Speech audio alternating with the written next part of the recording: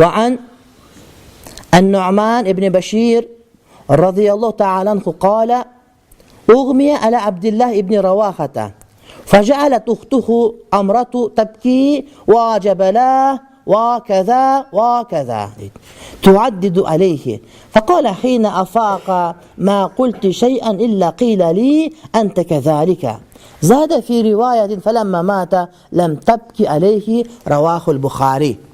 İmam Bukhari'nin rivayetinde Hazreti An-Nu'man ibn Bashir aytadi. Hazreti Abdullah ibn Ravaha degan sahabi esi olib qoldi deydi. Esi olganda adamlar öldü de öylüştü. Esi oldu. Facalet uhtuh Amra. Amra degan qarindaşı iylap başladı deydi. O bizim toğuz ele tayangan, anday ele, munday ele, günübüz qanday bolot? Dep oşentip iylap başladı deydi. Degende tigi hayır esine geldi. Esine gelip aytdı deydi. Sen mundayım elem tiginden iylap atkanda menden surak bolup attı. Sen oşundaysunmu, sen oşundaysunmu dep surak bolup attı deydi. Toğum ele degende sen uşulardın toğusu ölen dedi. Sen uşulardı korkup sen rızkı verip durup sen uşulardın kudayı ölen degende sen enne de iylap atkan bolsoň oşol suraktın bardygy maňa bolup attı deydi. Demek uşundan tigillerden ıylagandan tigil çyndaýly saptalat degen söz gelip çygat da. Antkeni oşol adam oşolorgo akidasyny oňdogon emes, tuura tarbiýe bergen emes, aytkan emes, ýüretken emes. Oşol kılgan işin öz başıňamış muna uşul жерden bilinet deydi. Iylap atkan bul munkar iş, ökürüp, kıykırıp, bakırıp, koşok koşulgan neseni baryny aytyp, komus çynap kelip, estrada kelip koy, başga kılıp koyup, oşonun bardygy munkar iş. Sen munkardy, oşol munkar dep emne aytkan joksun özüňiň günderiňe deydi, janagılaryňa. Oşon üçin dep şunday. Anan eso banan kayran öle turgan adam kayra öldü deydi. Ölgöndө uşa karındaş ilagan jeri jok deydi. Gördüňerbi? Sahabi ayallar iman uşunday ele, şeriat aytılganda atkarışat ele. Bizde oşundayga jetişibiz gerek. Biz mamleketibizde, elimiz, yurtubuzda iman gelmeyince oňdaşybız taptakır kıyın. Ekonomikany je başka meseleni, mamleketteki stabildiýlükdi, jumuşsuzlukdu, baldarın jetim kalıp bolsun. Hazır atası kızlar zortop atkandar, kadimki internetten görüp atабыз. Oşonun bardygy emne gelip takalat, imany joktukka gelip takalat. İmanı joktukka gelip takalat. Eger iman bolsa bir aytsaň oşonu atkarat deydi. A bizdiki aytma tilin teşilip kalayın deydi, kaýra oşol geypinde jürgen bolat.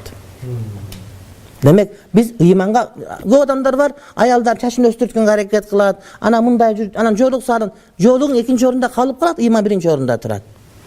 Joluk salına süyüne öresin, birok anın bakşıga barat, ayakka barat, biyakka barat. A görüngen jerde jüret, joluğu jok adamlar kılbagandy, kılıp jürgen joluk çandarыбыз bar. Janda emespe. Geçe bir tuğan sura verit radyodan. Men özüm esopkam televizorunda gösterip durut jana Maral FM'den.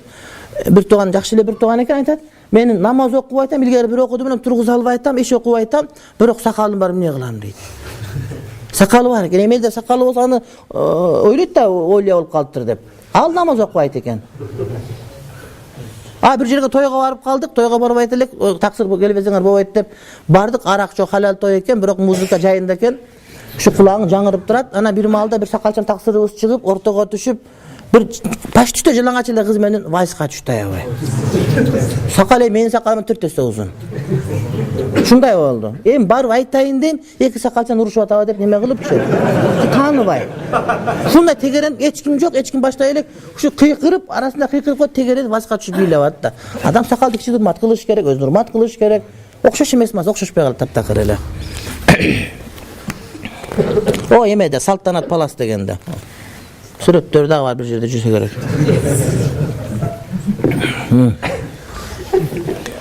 Bular ugat iken, bunu ayalda ugat iken, bunu uqtu, sıraz uqtu dar o. İlagan jok ölgöndö deydi. Tiginde ol ilagan jok deydi.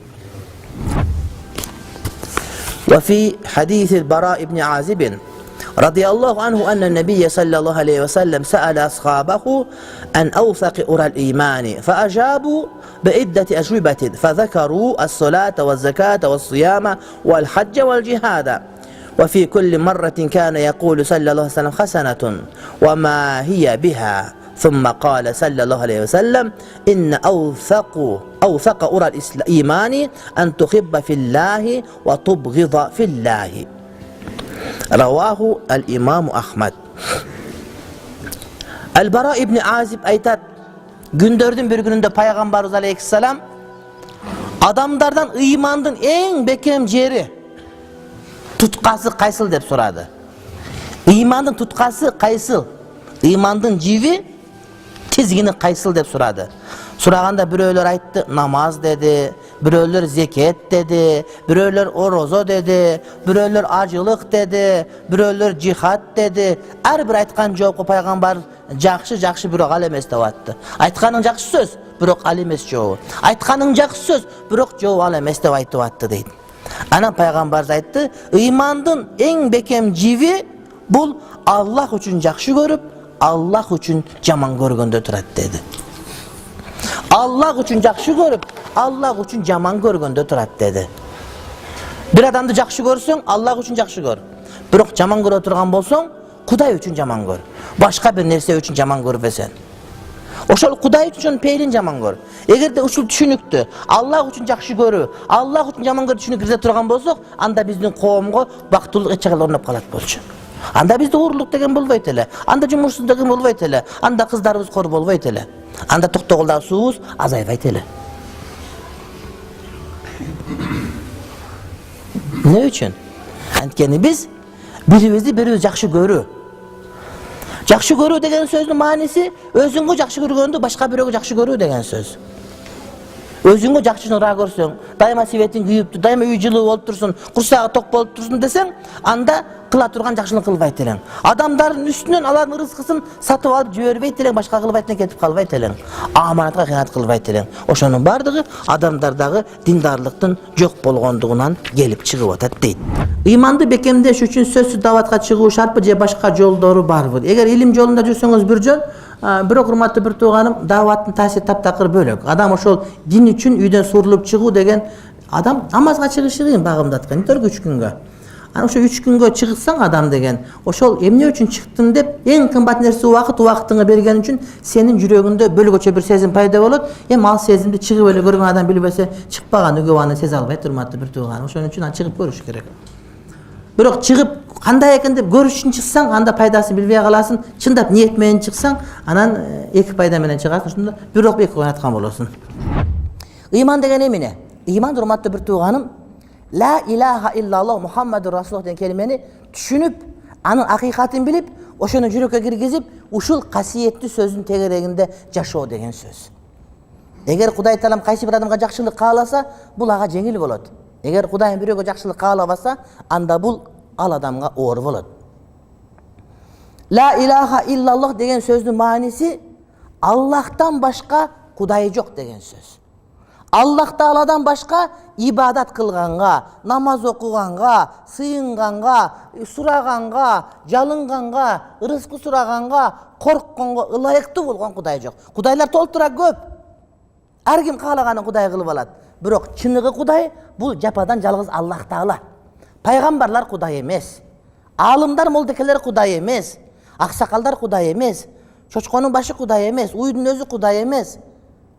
Тоо Кудай эмес, мазар Кудай эмес. Базар да Кудай эмес. Кудай жалгыз өзү Аллах Таала Кудай. Анткени ошол ибадатка ылайыктуу. Андан башка Кудай жок. Ал жалгыз.